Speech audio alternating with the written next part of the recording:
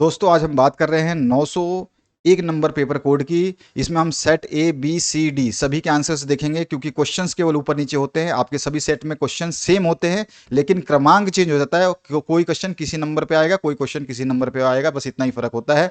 इस सब्जेक्ट का नाम है संज्ञान, अधिगम और बाल विकास। तो चलिए इसके प्रश्नों को देखते हैं। इस सेट में जो है प्रश्न जो है पहले स्टार्ट हुआ है बिना एमसीक्यू के। एमसीक्यू नीचे दिए गए हैं। तो पहला प्रश्न है, एक वाक्य में उत्तर दीजिए। स्मृति की एक परिभाषा लिखिए। आप कोई भी परिभाषा लिख सकते थे। जैसे मैंने एक स्मृति की जो परिभाषा लिखी है वो क्या लिखी है आप देख सकते हैं। यहाँ पर मैंने क्या लिखा है, आइए देखते हैं। स्मृति की जो परिभाषा है वो लिखी है मैंने। स्मृति वह मानसिक प्रक्रिया है जिसमें हम अनुभवों को संग्रहित कर पुनः प्राप्त कर सकते हैं, यानी कि हम स्टोर करके फिर से उसको पुनः प्राप्त कर सकते हैं, उसी को स्मृति कहते हैं। मैंने ये डेफिनेशन लिखी है, आप चाहे कोई भी डेफिनेशन लिख सकते थे। इसके बाद स्व अवधारणा की एक विशेषता लिखिए। तो हम बोलेंगे स्व अवधारणा क्या होती है, यह व्यक्ति की स्वयं की छवि पर आधारित होती है। स्व अवधारणा व्यक्ति की स्वयं की छवि पर आधारित होती है। मैंने यह विशेषता लिखी है, आपने कोई भी विशेषता अन्य लिखी होगी, अगर सही लिखी है तो वो भी सही होगा। इसके बाद जो नेक्स्ट क्वेश्चन है, एनकोडिंग का एक उद्देश्य लिखिए। तो हम बोलेंगे एनकोडिंग का क्या उद्देश्य है। तो एनकोडिंग का उद्देश्य के लिए हम बोलेंगे एनकोडिंग का एक उद्देश्य लिखिए। तो एनकोडिंग का उद्देश्य सूचना को स्मृति में संग्रहित करने योग्य बनाना होता है, यानी कि सूचना जो भी इंफॉर्मेशन होगी हमारी स्मृति जो मेमोरी है उसमें हम स्टोर करेंगे, उसके लायक बनाना जो है उसी को हम एनकोडिंग कहेंगे। इसका उद्देश्य होता है। अगला जो प्रश्न है इसमें पूछा गया, उच्चारण दोष के दो प्रकार लिखिए। उच्चारण दोष के बहुत सारे प्रकार हैं, मैंने दो आराम से लिखे हैं सिंपल से। एक हकलाना है एक प्रकार, और दूसरा तुतलाना है एक दूसरा प्रकार। इसके बाद जो नेक्स्ट क्वेश्चन इसमें पूछा गया है, कोहल वर्ग ने नैतिक विकास की कितनी अवस्थाएं बताई है। तो कोहल वर्ग के अनुसार नैतिक विकास की 6 अवस्थाएं हैं। ठीक है, तो हमारा आंसर हो जाएगा 6 अवस्थाएं। इसके बाद आइए नेक्स्ट क्वेश्चन इसमें जो पूछा गया उसकी बात करते हैं। अधिगम का मुख्य नियम क्या है। तो सभी को पता है अधिगम का मुख्य नियम जो है अभ्यास का नियम है। तो यहाँ पे जो है द ऑप्शन करेक्ट हो जाता है। बचपन में अवधारणाओं के विकास को प्रभावित करने वाला कारक क्या है। तो बौद्धिक क्षमता, अनुभव और ज्ञानेंद्रिय सभी सही हैं। उपरोक्त तो डी ऑप्शन सही हो जाएगा इसका। अवधान विक्षेपण का कारण है, आपका अटेंशन भंग हो रहा है, उसका कारण क्या है, प्रेरणा का अभाव। बी ऑप्शन जो है करेक्ट हो जाएगा। इसके बाद आइए नेक्स्ट क्वेश्चन, सामाजिक अधिगम सिद्धांत के निर्माता कौन है। तो वो है हमारे बंदूरा। तो यहाँ पे जो है ऑप्शन करेक्ट हो जाता है। आत्मनियंत्रण की मनोवैज्ञानिक विधि कौन सी है। तो व्यवहार का प्रक्षेपण, उद्दीपन नियंत्रण और आत्मपूर्ण बलन, ये सारे सारे सही हैं, यानी कि उपरोक्त डी सही है। इसके बाद जो नेक्स्ट क्वेश्चन है उसकी बात करते हैं। इंग्लिश में यही क्वेश्चन है, सेम एज इट इज, ऊपर वाले जो आंसर है वही नीचे वाले के होंगे। आगे बढ़ते हैं नेक्स्ट क्वेश्चन पे। यहाँ पे पूछा गया है, प्रेसी के अनुसार अधिगम एक खालिस्तान क्रिया है। तो ये खालिस्तान है तो यह एक क्रिया है, इसको इंग्लिश में एक्टिविटी लिखेंगे। अभी मैं इंग्लिश में भी आंसर दिखा दूंगा। संवेदी गामक अवस्था काल जो है जन्म से 2 वर्ष होता है, या 0 से 2 वर्ष आप लिखेंगे तो सही है। एसटीएम का विस्तृत रूप जो होता है शॉर्ट टर्म मेमोरी होती है। शॉर्ट टर्म, एस का मतलब शॉर्ट, टी का मतलब टर्म, एम का मतलब मेमोरी। भाषा अर्जन युक्ति का विकास नोम चॉम्स्की द्वारा किया गया। ठीक है, नोम चॉम्स्की जो है इसके निर्माता थे। शतरंज जो है क्या है, वो आपका बौद्धिक खेल है। ठीक है, शतरंज कैसा खेल है, बुद्धि से खेला जाता है, तो बौद्धिक खेल है। इंग्लिश में मैंने इसका आंसर दिए हैं, according to Pressey learning is a activity the period of sensory motor stage is 0 to 2 years, और आप लिख सकते हो from birth to 2 years। The full form of STM is short term memory development of language acquisition device LAD by Noam Chomsky। ठीक है, वही answer जो ऊपर बताया था हिंदी में वही इंग्लिश में है। Chess is an dash game. तो chess is an intellectual game. ठीक है, इंटेलेक्चुअल गेम। इसके बाद जो है खेल के दो कार्य समझाइए। तो खेल के दो कार्य क्या क्या हो सकते हैं। खेल बच्चों के शारीरिक विकास में सहायक होते हैं, एक ये कार्य हो सकता है खेल का। और दूसरा जो है हम लिख सकते हैं, ये सामाजिक कौशल, अनुशासन और सहयोग की भावना को विकसित करते हैं खेल। ठीक है, तो खेल के मैंने 2 कार्य लिखे, इसके अलावा और भी कार्य हैं जिनको आप लिख सकते थे। नेक्स्ट जो क्वेश्चन है, नैतिक विकास से आप क्या समझते हैं। तो मैंने जो आंसर लिखा है उसको देखिए। नैतिक विकास से हम क्या समझते हैं उसके आंसर की हम बात कर रहे हैं। तो यहाँ पर देख सकते हैं नैतिक विकास को, ये रहा नैतिक विकास। नैतिक विकास का अर्थ है एक व्यक्ति के भीतर सही और गलत के बीच अंतर करने की क्षमता का विकास, जिससे वह नैतिक निर्णय ले सके और सामाजिक रूप से स्वीकार्य व्यवहार कर सके। ये मैंने लिखा है, आप चाहें तो और भी थोड़ा सा बदल के लिख सकते थे, ये आपके ऊपर डिपेंड है। नेक्स्ट जो क्वेश्चन है इसमें पूछा गया है, अधिगम की दो विशेषताओं को लिखिए। अधिगम की दो विशेषताएं लिखनी है, तो मैंने यहाँ पे दो विशेषताएं जो बताई हैं उसको देख लीजिए। अधिगम की दो विशेषताएं कौन कौन सी लिखी है मैंने आपको लिखी है, जो यहाँ पे देखिए अधिगम की जो दो विशेषताएं लिखी हैं वो लिखी है,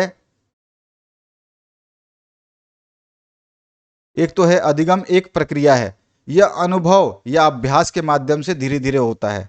दूसरा जो विशेषता मैंने लिखी है, अधिगम व्यवहार में परिवर्तन लाता है, यह किसी व्यक्ति के ज्ञान कौशल या दृष्टिकोण में स्थायी बदलाव लाता है। ठीक है, लर्निंग जो है क्या करता है, स्थायी बदलाव लाता है। इसके बाद जो है नेक्स्ट क्वेश्चन जो है उसकी बात, अधिगम की दो विशेषताएं हमने देख ली। अब नेक्स्ट क्वेश्चन जो पूछ रहा है उसकी बात करते हैं। विस्मृति के प्रकार लिखिए। तो विस्मृति के दो प्रकार हम बता देंगे, एक जो होता है आपका सक्रिय विस्मृति और दूसरा जो है निष्क्रिय विस्मृति। ठीक है, इसके बाद जो नेक्स्ट क्वेश्चन है उसकी बात करते हैं, जिसमें आपसे पूछा गया है मानव मस्तिष्क के अंगों के नाम लिखिए। तो मैंने बताया हुआ है, मानव मस्तिष्क के अंग जो है सेरिब्रम होता है, सेरिबेलम होता है, मेंडुला होता है और हाइपोथैलेमस होता है। ये मेन चार होते हैं, बाकी और भी है, बाकी आपको जितने लिख देने थे बहुत आंसर आपका सही हो जाता। इसके बाद जो है संप्रेषण की दो विशेषताएं लिखिए। तो संप्रेषण की दो विशेषताओं में हम बता सकते हैं कि यह जो है द्विपक्षीय प्रक्रिया, यानी दो तरफ से जो होता है संप्रेषण, एक मेरे सामने वाला होगा और मैं हूँगा तभी संप्रेषण होगा। और प्रभावी संप्रेषण में स्पष्टता आवश्यक होती है, जो है ना बहुत क्लियर होना चाहिए हमारा जो संप्रेषण है।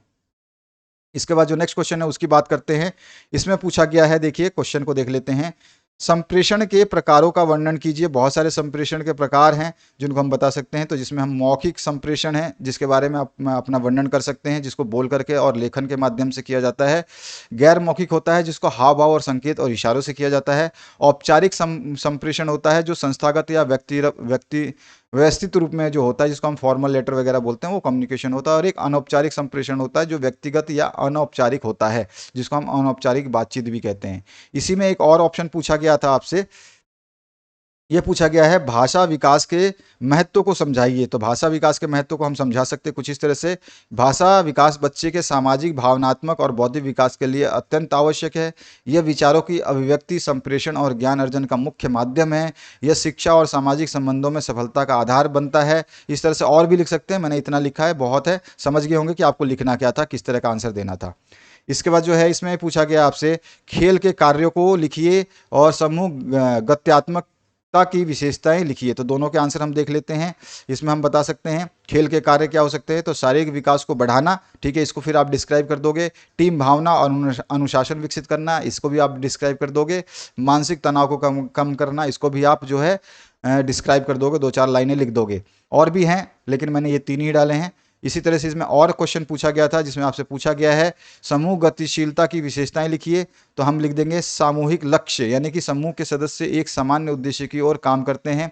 आपसी सहयोग जो है बढ़ता है, यानी कि एक दूसरे की मदद करते हैं। और भूमिकाओं का विभाजन होता है, यानी हर सदस्य को एक भूमिका दी जाती है जिसको वो निर्वाह करता है। तो इस तरह से इसके आंसर्स आप लिख सकते थे। इसके बाद जो है नेक्स्ट क्वेश्चन आपका देखिए, अधिगम को प्रभावित करने वाले कारक कौन कौन से हैं। सारे के सारे मैंने वन शॉट वीडियो और अपने नोट्स में करवाए हुए क्वेश्चन हैं, वहीं से सारे क्वेश्चन आए हैं। प्रीवियस ईयर के क्वेश्चन मैंने डाले हुए हैं, वहाँ से दो चार क्वेश्चन रिपीट हुए हैं। सारे क्वेश्चन जो हैं आपको इस चैनल पर उपलब्ध हैं, जिनको अगर आपने देखा होगा तो आप 100% रिजल्ट ला सकते थे इस क्वेश्चन पेपर में। बहुत ही बेहतरीन पेपर बनाए। बालकों की स्मृति बढ़ाने के लिए कौन कौन से उपाय करेंगे आप बता दीजिए। और चिंतन के उपकरण या साधन बताइए। ब्रूनर के सिद्धांत का शिक्षा में योगदान बताइए। सारे करवा रखे हैं क्वेश्चन। वाइगोत्स्की के सिद्धांत के प्रमुख शैक्षिक निहितार्थ बताइए कि भाई उसके इम्प्लीकेशंस क्या हैं। पियाजे के अनुसार संज्ञात्मक विकास की अवस्थाओं का वर्णन कीजिए। तो पियाजे के अनुसार जो है हमने पहला ही जब वन शॉट वीडियो डाला था तो उसमें आपने देखा होगा कि पहला ही क्वेश्चन यही है। बहुभाषिता क्या है, ये तीसरा या चौथा क्वेश्चन है, उसमें मेरे सारे वीडियोस में आपको मिल जाएगा। बहुसांस्कृतिक कक्षा के लिए इसके महत्व को समझाइए। कहानी शिक्षण का सीखने में क्या महत्व होता है समझाइए। सारे क्वेश्चन कराए हुए हैं, कोई ऐसा क्वेश्चन नहीं है जो छूट रहा है। पियाजे के सिद्धांत की विशेषता लिखिए। समावेशन क्या है, समावेशनों के प्रभाव का वर्णन कीजिए। चिंतन एवं अधिगम के मध्य क्या संबंध है, स्पष्ट कीजिए। तर्क किसे कहते हैं, तर्क के प्रकार लिखिए, सब कुछ करवाया हुआ है।